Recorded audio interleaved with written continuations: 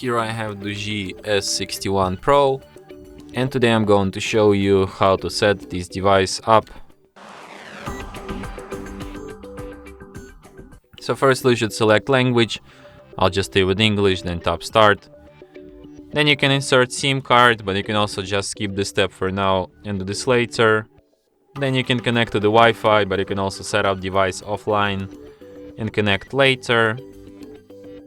Then you have to set up date and time.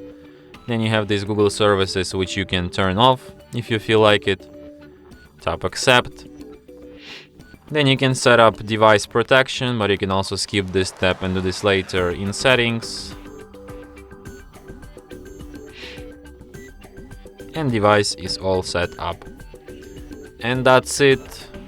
Thanks for watching.